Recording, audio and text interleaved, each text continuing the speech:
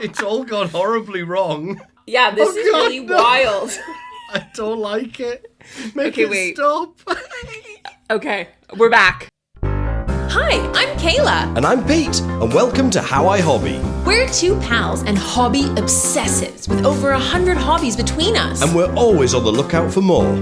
Join us as we talk about all of our hobbies. And talk to people we know about their really cool hobbies. Welcome to How I Hobby. In today's episode, we've got a great interview with Miranda, whose hobby we will link to later. Mm-hmm. But Pete, Yep. first, how do you hobby? I'll tell you how I hobby. Tell me. I do cryptic crosswords. Cool. Yeah. Dr. Pete Falconer, Yeah. what is a cryptic crossword? A cryptic crossword Yeah. is a crossword in which the clues are not as straightforward as it might seem. So in a simple crossword, you might have something like, type of fish, 5 letters. Yeah. And it's starting with tree. 2, 3, 4, 5. Trout. But a cryptic crossword will put it slightly differently. So it'll be, something like fish takes row initially to the exit. So that would be the word that means a fish takes row initially. So you take the initial letters, T and R, to the exit, out, TR, out, trout. Oh my God. Exactly, yeah. And there's Wow. also or it'd be something that's like, it would be an anagram of something, and Yeah. you find the word from that. But Yeah. basically, it never, you rarely just read the thing and it is what it says it is. It's all this like sort of finding things. And there's little codes and clues and ciphers that you do with it. Wow. And there are some people who they'll time themselves they'll do like the Times crossword, which is the sort of UK, like the one that Inspector Morse did for our older viewers. That's the really, really hard one. And that is a cryptic crossword in the Times? Yeah. That's Okay. a really, really hard one that I cannot even get started with. Okay. Or, there are much easier ones in different newspapers. What do you think makes someone good at a cryptic? How do you prepare yourself to be better at cryptic crosswords? It's 2 things. I think one is having a bank of knowledge of the secret codes in it. So, for example, when you see the word quiet or soft in a crossword, it usually means like the letter P, because P stands for piano in music, which is soft. So, Oh, interesting. And there's a problem with that, because how the hell would you know that? Yeah. And then there's like things like cricket terms, or there's Shakespeare references or whatever. Yeah. There's things that you either know or you don't what this stands for. Yeah. Or like stuff like anything that's related to a sailor, or the word salt, and it might mean tar or something like that, which is an old word for a sailor, slang word for all these little codes that you either know or you don't, and you gradually build up a bank of these things. And then the other side of it is the sort of weird lateral thinking type of things, like, instead of thinking of the word like flower, you have the word flower and you're thinking of something that grows and all this, and you think, hang on a second, maybe it's not a flower, maybe it's a flower, as in a river, and that's what it is, and that kind of thing. So everything could mean 2 or 3 different things. That is so cool. And it's really exhausting. So yeah, it's a mix of lateral thinking and kind of knowing the clues and the codes, which you just learn gradually. Yeah. And when you do a particular newspaper, you get used to how the setter writes and what sort of clues they like and what sort of references they use. And so you get good at that particular crossword. Yeah. And then other people will be way more of it, and they'll want to get better at lots of other ones. Because it's dependent on the creator of that crossword. Yeah. That's And so interesting. there's a real art to setting crosswords that I think is really, really fascinating. And I'd love to give it a go myself. Yeah. There's an excellent episode of Inside Number 9 TV show with Steve Pemberton and Reese Shearsmith, which surrounds a cryptic crossword setter. I think it's called the Sphinx, but check it out. It's really, really good fun, and it gives so you an idea cool. into the world of cryptic crosswords. Yeah, because I do the New York Times Daily mini crossword in the app, but that's not cryptic. That's for the plebs out there. It's not plebs at all, but that's more like trivia and like knowing other words for other things. Yeah, that is other words for other things. Exactly. So cryptic crosswords is basically that, but just with another layer on top of it. Yeah, I that guess. is so interesting. But don't you get a real feeling of satisfaction when you've finished it? Yeah, I do. Doesn't it feel good? It does. It's very rewarding for my brain. Yeah. And as you were giving that trout example, I just thought, cryptic's not for me. But with that... Yes. Yet. I'll teach you. You'll be fine. With that... Yeah. Let's go to the episode. Woohoo! Woohoo! Miranda is a food service designer from California, and when she's not creating kitchens for commercial spaces, she's a passionate Ren Fair patron and is well known on Instagram for her reels about Lord of the Rings and the works of J.R.R. Tolkien. Miranda, how do you hobby? I make chainmail. Cool! Really cool. So for our audience who are not familiar with chainmail, please tell us, what is it and how do you make it? So chainmail armor, sometimes just called mail, is armor that you wear that's made out of interconnected metal rings. And they, used to wear this type of armor back in historic Europe and in other countries too.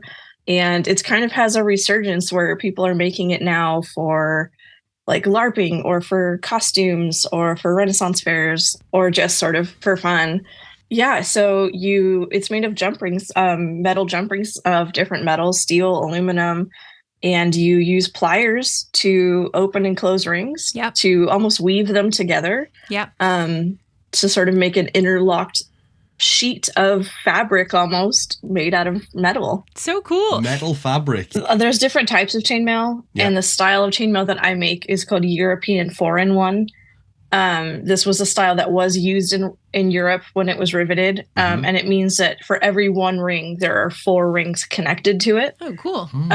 There's all these other different styles of chainmail that you can make. There were styles made in like Japan at the time that was different. There were styles that were made in the Middle East at the time that was different. So there's different weaves of chainmail, but the most common that you'll see, especially in like fantasy stuff and with modern chainmail creators, is that European 4-in-1 style. I love it. I love that learning. You get this with so many hobbies where you're not just learning about the craft of everything, you're also learning about the history behind it and the geography and trading and all this sort of business. And it's the same with fashion and with cooking and with, let's be honest, with telephone kiosk spotting. That's one of my hobbies. Learning about all the historical things behind it as well. That's just so interesting. That's really also cool. kind of like the Montessori education approach, no? You tackle one topic and it's all these other things that kind of sit around that. I agree. That's so I agree. interesting. That's brilliant. So for our listeners who aren't familiar with LARPing or Ren Fair as terms, sure. LARPing is live action role play. Live action role playing, which I have never personally done, but there's some really cool LARPing events that happen, especially here in the US, where people try to wear historic garb and they use historic weapons and they sort of are in character for a time period and they reenact sort of realistic battles and have these sort of like mini stories that they create just by like acting them out. And a lot of them are really like passionate about the historic part of it. And so chainmail armor being something from history is often a big part of that. So is there a difference between historic chainmail and then the chainmail that you make for, because and we'll post these on the YouTube and on the Instagram of your some of your Ren Fair costumes are absolutely awesome. They're really cool. And Ren Fair being Renaissance Fair. Yeah. Oh, sorry. Renaissance Fair. So is there a difference between like the historic chainmail and then the chainmail that you make, which, in a more modern context? Yeah, definitely. First of all, I make something called butted chainmail. So the ends of each ring end up butted together. They're not permanently connected. In historic chainmail, in Europe at least, chainmail was riveted. So one end would be sort of hammered down flat, and then a rivet would be pierced through that all of those rings were permanently closed. So realistic historic chainmail was riveted together. I do not have those skills, so I just make butted chainmail, which a lot of modern chainmail creators do, butted style chainmail. And then also on top of that, when I make chainmail, kind of just go off the cuff, and I kind of just make something just that I think of at the time. If I were trying to be really historic, I would use something like a hauberk, which is a historic shirt of chainmail, and use that as a pattern to actually make one that like style wise looks the same as that. My shirts definitely are. You wouldn't see those in battle back in the day. Wow. So it's kind of like knitting, but with metal. Yeah. Do you follow patterns or do you just do something and see what comes out of it. That's really cool. That is so cool. Because you and I were chatting before we were recording about the whole jump ring piece, right? Because I was saying I used to make jewelry and I've made my own jump rings, and I've made sort of different kind of wire working and necklaces and earrings out of it. And the idea of then soldering it or having it sort of bolt together is absolutely next level. And the idea of like how long it took to make jump rings, to make a freaking necklace, and the idea of the time that you spend to make a full sheet or a tank top or a shirt. Did they call them tank tops in the day? Well, probably not. But all the cool stuff that you make, like the time commitment involved must be pretty high. Yeah. Yeah, that was actually a hurdle for me, was sort of how long it takes, because it's very intricate and there's really no way to streamline it. So I don't like waiting for things to be done just on a personal level. Yeah. So when I was first doing it, I kind of was just like, why is this taking so long? Like I've been working on this for ages and all I have is like this little rectangle of chainmail to show for it. Yeah. It's very tedious, and depending on, like, there's also different sized rings you can use, different diameters of ring, thicknesses of wire. And so all of that affects like how long it takes to gain traction making a whole sheet of chainmail, how easy it is to actually work with those rings. I've had severe palm pain using pliers on like steel rings because they're just kind of stiff and hard to open. So it definitely can take a while. So how did you get into making chainmail? What's the origin story? Yeah. It should be said, I'm really into the Lord of the Rings and other sort of fantasy things like that. And so growing up in that sort of like being my passion, all of those settings, you see a lot of chainmail in like the Lord of the Rings movies. You see so much chainmail in all the battle scenes. Everyone's wearing chainmail. And then a couple years ago, I started seeing on social media cosplayers and crafters making chainmail just like for their own use, and sort of this resurgence of like this modern chainmail idea. And I was just like, I never thought of that as something you could just do. Like, that sounds kind of cool. Yeah. And so it basically just became a challenge for me, where I was just like, I want to teach myself how to do this because I want to be able to say that I know how to do this. Yeah. So cool. So I looked up tutorials on YouTube. And then, once I sort of understood the core of how it worked, I bought rings. I didn't make my own rings, but some people do. But I bought rings from a chainmail wholesaler. Yep.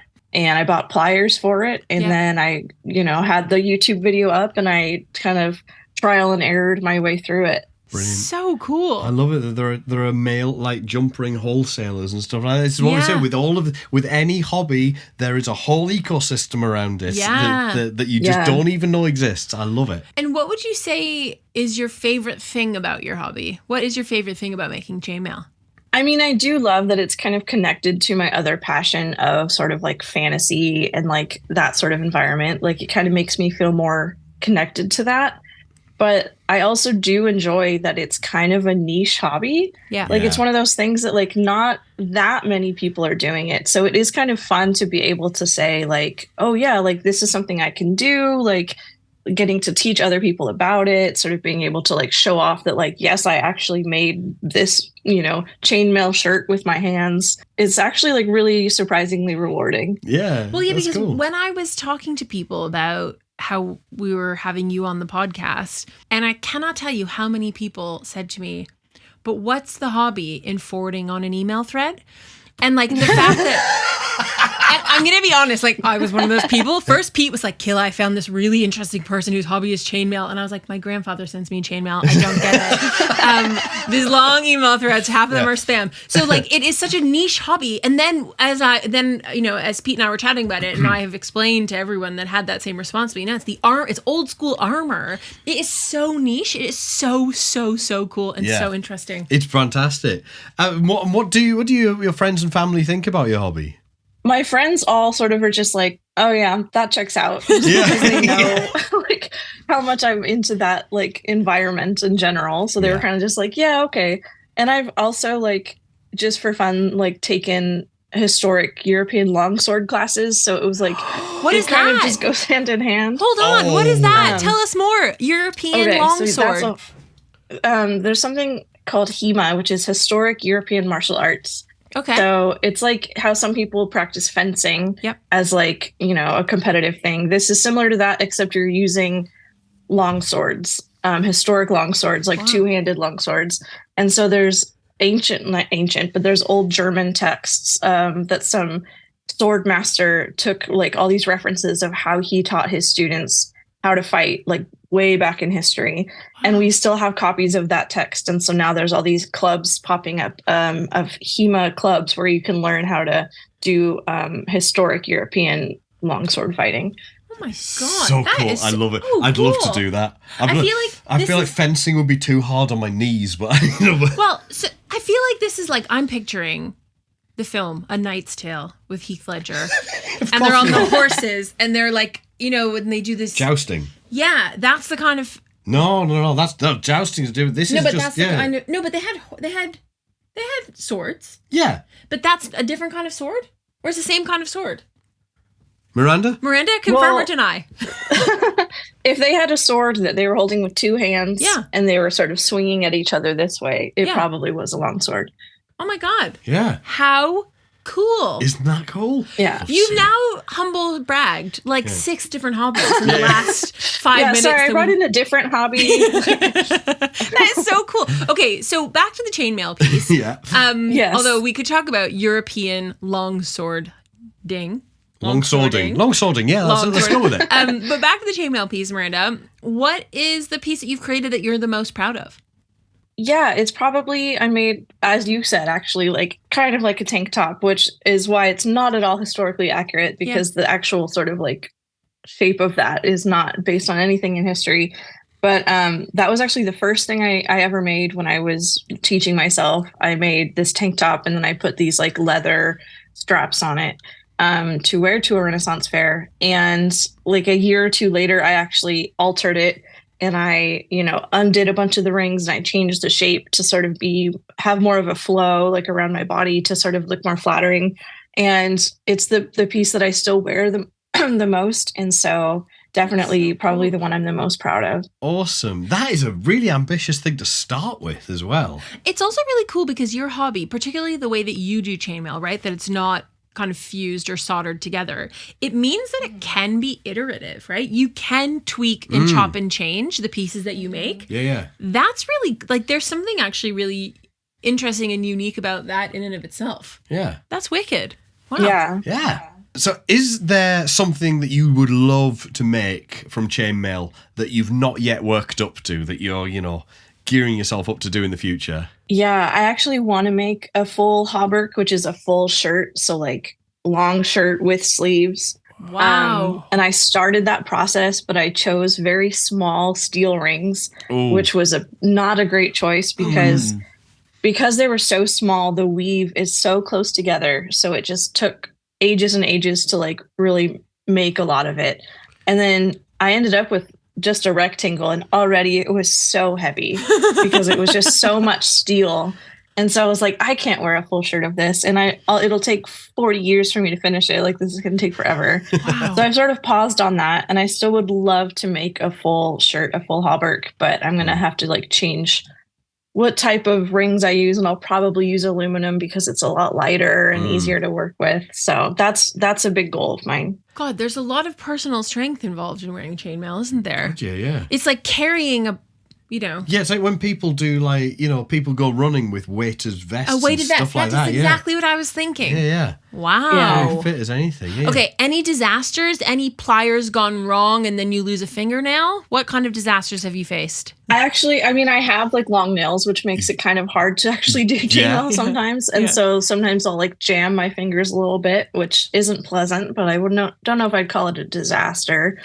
The big chainmail disaster I could think of, which thankfully has not happened to me, is like all of my open jump rings like spilling and then me having to pick up thousands of small metal rings from the ground. I had that with baking thankfully beads. That hasn't happened, but that definitely like is a horror like nightmare in my brain of that. We have to just talk very, very briefly, just as a slight side thing, which is obviously linked to the Ren Fair and the cosplaying and your European fantasy longsword. and European longsword, Yep. and that is your Lord of the Rings fandom. For anybody who doesn't know, Miranda does these amazing videos. She does Tolkien Tuesdays on Instagram, where she just explain a little bit about the Tolkien Legendarium, just something from Lord of the Rings or The Hobbit or similar, and just explaining the story behind it. And it is just so fascinating and so much fun. So you're obviously a Lord of the Rings nut. Expert. Yeah, an expert, yeah. And you got to meet Richard Taylor, who was the head of Weta Workshop, who essentially masterminded the effects for Lord of the Rings. Can you just tell us about that? That's so cool. Oh my gosh, yeah, that was like a dream moment for me. I went to an event connected to the San Diego Comic-Con that was held by the OneRing.net. They almost always have some sort of side event for Lord of the Rings fans. And a bunch of people from Weta Workshop who did all of the production and props for the Lord of the Rings films. A bunch of them were there. I super last minute was able to get a ticket, which was like amazing. I rushed like from work straight there. And I happened to have my Renaissance Fair trunk of clothing in the back of my car. So I actually had chainmail in my car. So I was wearing just regular clothes and I was just like, should I wear chainmail to this? Like, if there's any sort of audience that might appreciate it, maybe it's this crowd. So I actually wore my chainmail to this party and then got to talk to a few people from Weta, a few like actors from the films, meet a bunch of other fans. And then, towards the end of the night, Richard Taylor was there and he was very graciously just sort of standing around talking and meeting people and letting people come and like say like, oh my gosh, I love you.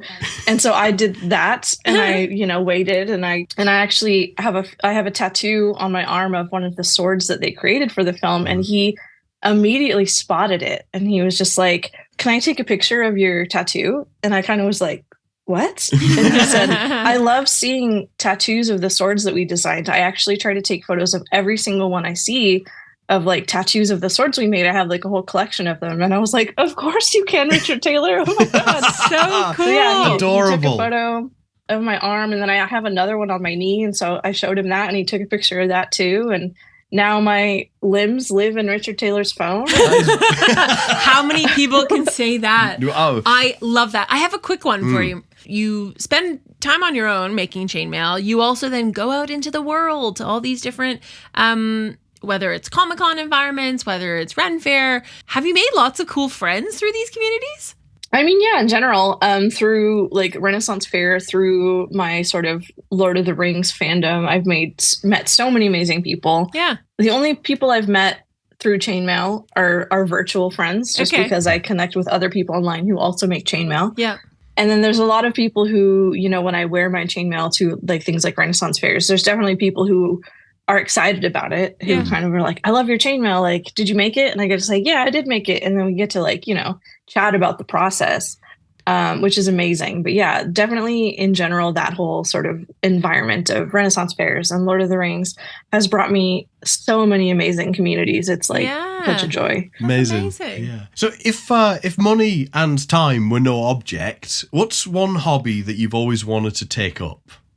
This would be money and time, but I would love, honestly, to get into silversmithing. Cool. Like making like silver jewelry. I think would like I admire silver jewelry so much. I have kind of a collection of it.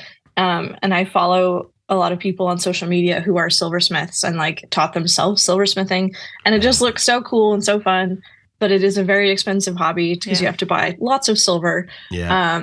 And then all these other sort of materials to do it. So that might be a pipe dream, but like I just think it's really cool. That's a good one. Miranda, this is our most favorite question to ask in the entire podcast.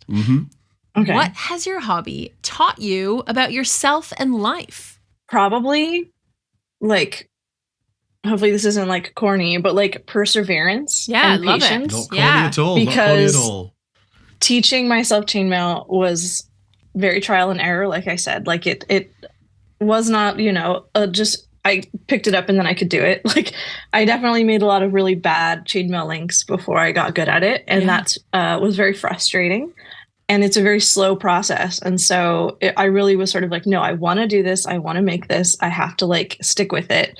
And so I went through a lot of frustration and a lot of like curse words trying to get it right.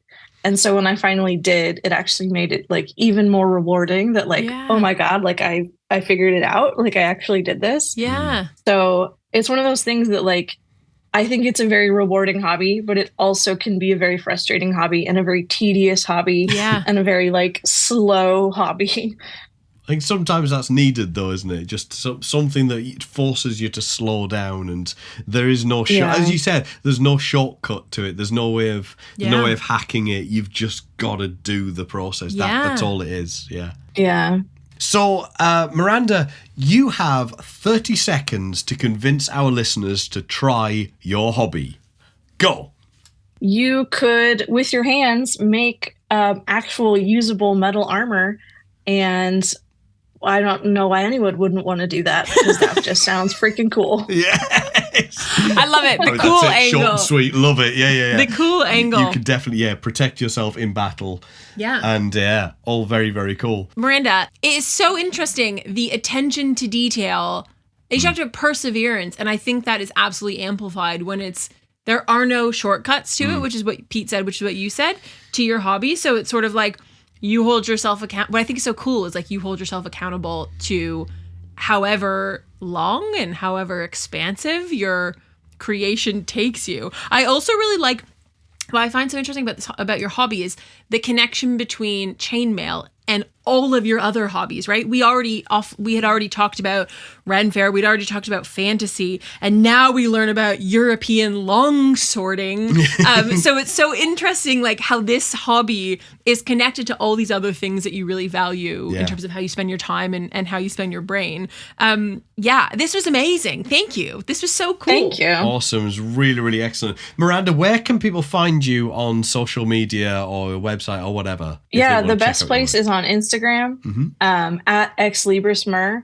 That's where I do all of my Lord of the Rings content, and then sometimes I do share chainmail content as well. There you go. It's down there on the bottom. Check it out. Check out Tolkien Tuesdays. It's really, really cool stuff. Yes. Thank you. And with that, we'll say thanks a bunch. We hope you had a blast. Thank you so much. Toodles!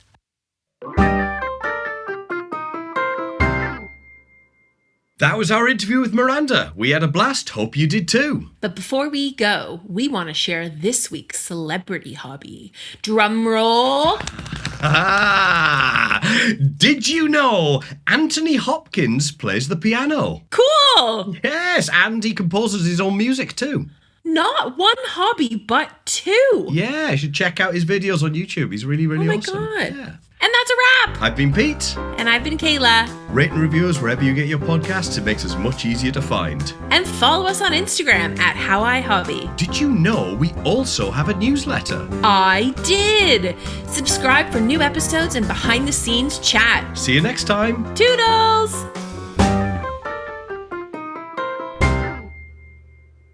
How I Hobby was written and produced by Kayla Lean and Pete Falconer, with music and editing by Pete Falconer, artwork by Laura Walsh, and animation by Kayla Lean. If you'd like to be featured on the show, email us at howihobby@gmail.com, follow us on Instagram at howihobby, or sign up to our mailing list at howihobby.com.